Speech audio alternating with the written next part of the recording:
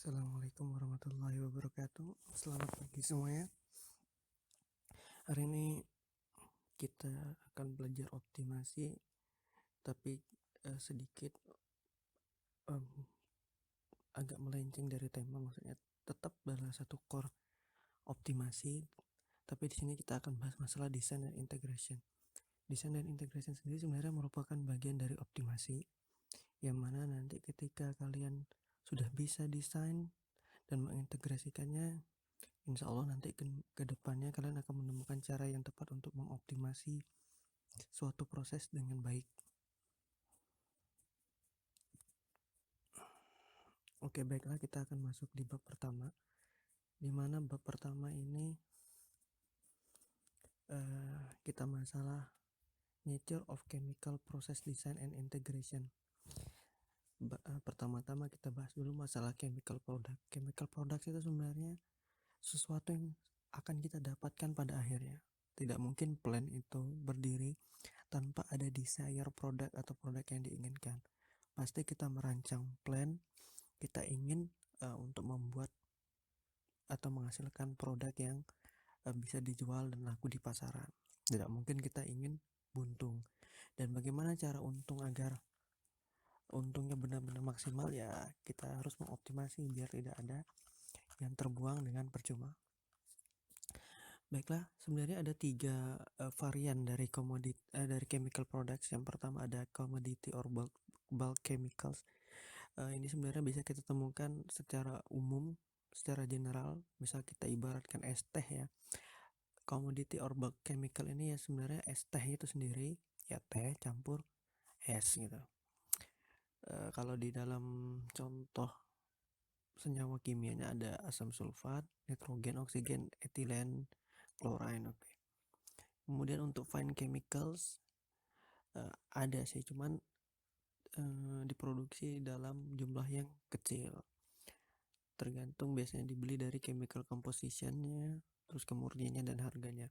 Contohnya ada chloropropylene oxide, digunakan untuk epoxy resin, pokoknya untuk resin ya. Kemudian ada dimethyl formamide untuk solvent dan segala macamnya. Kemudian ada specialty sama atau functional chemical, biasanya untuk keperluan farmasi ya, kayak paracetamol, kemudian pestisida, parfum. Jadi seperti ini contohnya.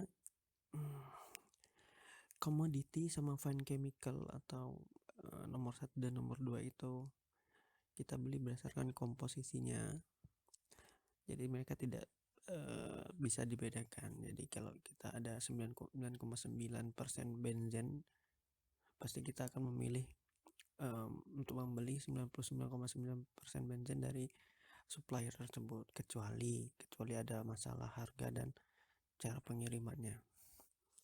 Sama kalau farmasi tentu dibeli berdasarkan untuk kebutuhannya, bukan dari komposisinya. Oke, lanjut kita bahas. Di sini ada figure di mana product life cycle. Di produk A kita bisa lihat di mana fungsi X-nya adalah time, Y-nya adalah product sales. Kalau produk A itu produk dengan kualitas yang jelek. Kalau kita ibaratkan teh lagi, misal kemarin pernah booming Thai tea ya, tapi Thai tea kan banyak variannya. Ada yang dijual di mall, di supermarket yang benar-benar fokus, dan ada yang cuman ecek-ecek yang di pinggir jalan yang tinggal pasang etalase sedikit langsung membuat Thai tea. Kemudian ada produk B, di mana produk B itu sebenarnya telah dilindungi oleh paten, jadi dia punya kekhususan dan orisinilitas yang dijaga oleh paten. Tapi kemudian lambat laun produk salesnya akan semakin menurun ketika patennya sudah ada luarsa. Kemudian ada produk C. Produk C ini ya dimana produk C nanti ada reformulation. Ketika penjualannya sudah turun, mereka membuat produk yang baru lagi. Contohnya Thai tea digabung dengan boba tea. Inilah Taiti boba gitu. Ya, saya nggak tahu lah jenisnya apa, tapi kira-kira seperti itu.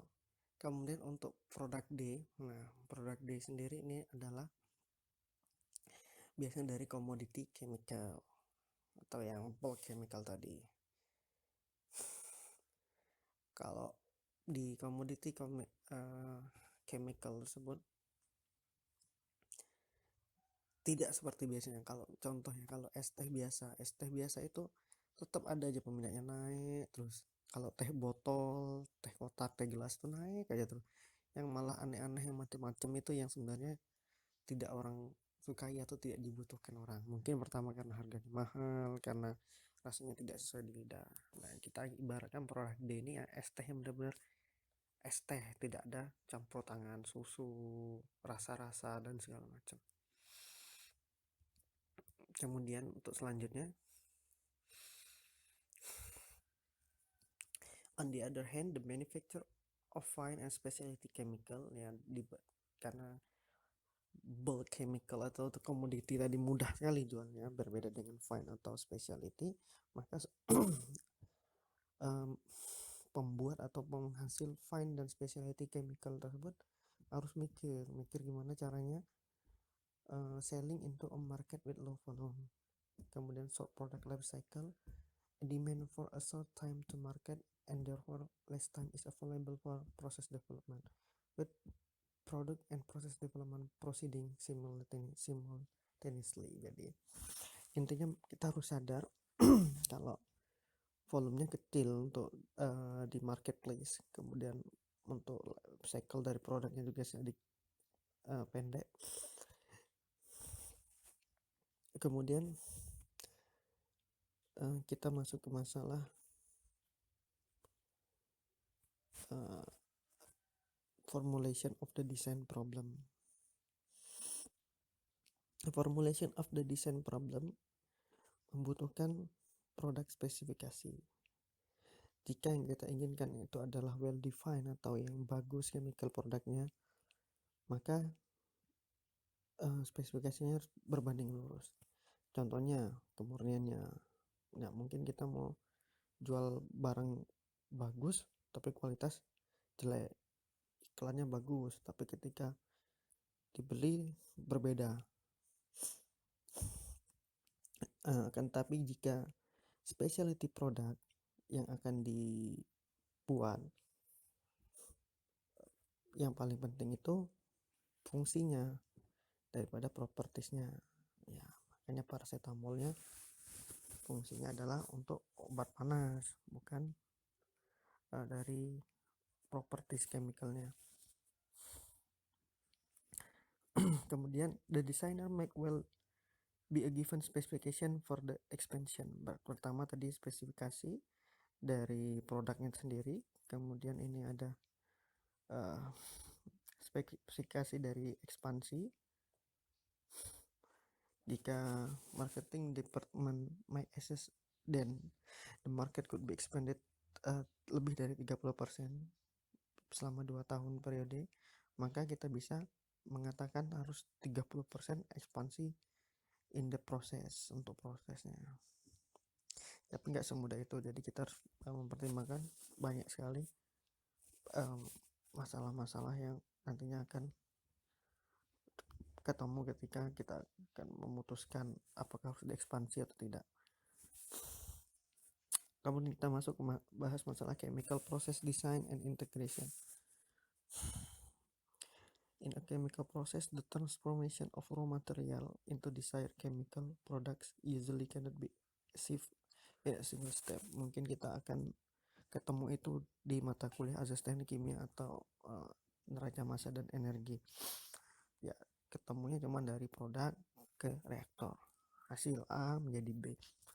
Tentunya tidak semudah membalikkan telapak tangan karena masih panjang lagi proses yang harus dilakukan. Contohnya aja ketika tubuh akan menghasilkan hormon adrenalin, maka tubuh tersebut harus ketemu dengan hal-hal yang membuat tegang, membuat takut. Kemudian ada banyak sekali efek yang menyebabkan hormon adrenalinnya meningkat. Baiklah, ada beberapa langkah yang harus kita perhatikan selain step reaksi, atau dalam hal ini menginginkan reaktan A, feed A menjadi produk B atau C atau D gitu. Selain reaksi masih banyak proses-proses lain seperti pemisahan, mixing, heating, cooling, pressure change, size reduction, enlargement. Nah, banyak sekali langkah-langkah yang harus kita consider untuk mendesain suatu plan ya, untuk mendapatkan produk B dari reaktan A. Oke, di gambar 1.2a nah, di sini ada penjelasan dari feed stream. Ada beberapa feed ya, kemudian ada beberapa komponen alat, kemudian akan menghasilkan produk. Setelah itu kita harus mensimulasikan bagaimana proses untuk mendapatkan produk dari beberapa feed yang ada. Pertama tentu kita bisa lihat mungkin di sini ada heater, kemudian ini mungkin masuk ke reaktor, kemudian didinginkan kembali, kemudian di aspirasi, mungkin ini destilasi. Kemudian feed yang tidak terkonvert menjadi produk dikembalikan dalam hal ini recycle.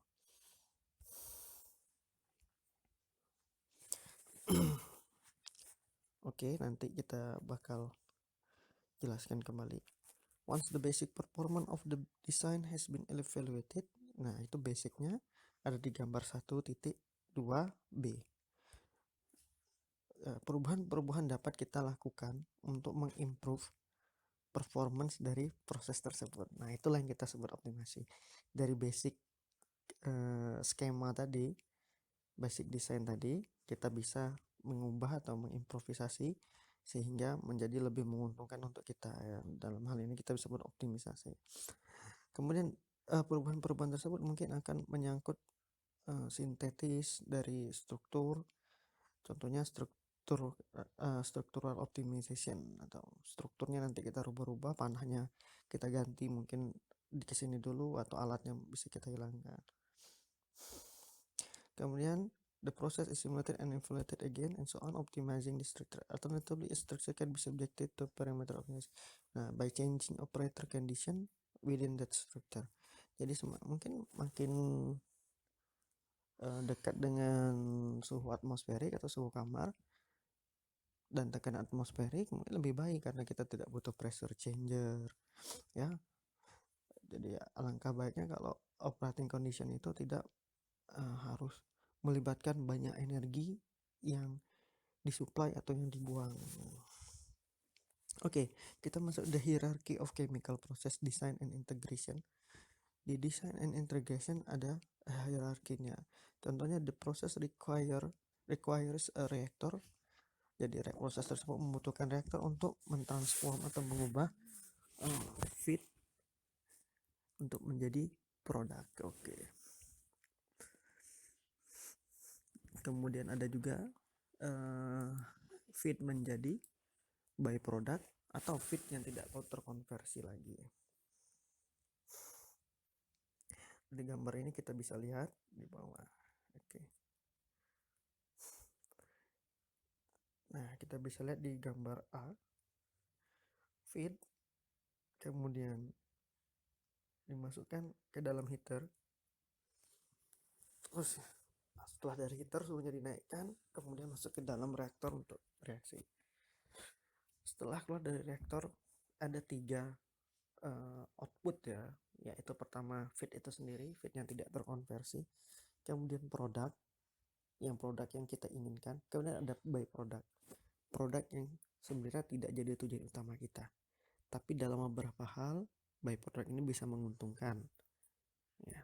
Gimana cara kita untuk mengolahnya, itu aja. Kemudian to isolate the product, jadi biar produknya itu murni dalam artian purity-nya bisa bertambah, kita harus mengubah strukturnya atau menambah beberapa komponen alat. Contohnya setelah keluar dari separator, kita masukkan dulu ke separator. Kita pisahkan dulu feed yang tidak bereaksi, kemudian feed yang tidak bereaksi itu kita recycle untuk masuk kembali ke dalam reaktor. Ya. Kemudian setelah itu kita tambahkan separator lagi, di mana kita akan memisahkan produk dan byproduct. Kalau di gambar kita bisa lihat produk mungkin titik-titiknya lebih rendah dibandingkan byproduct. Baiklah, kita balik lagi ke sini. Figure 1B 1.3b menunjukkan flow sheet di mana kita butuh pemanasan dan pendinginan dari external utilities. Steam and cooling water kita gunakan. Steam untuk memanaskan, untuk bantu naikin temperatur, sedangkan cooling water untuk menurunkan temperatur. Sebenarnya flow sheet 1.3b ini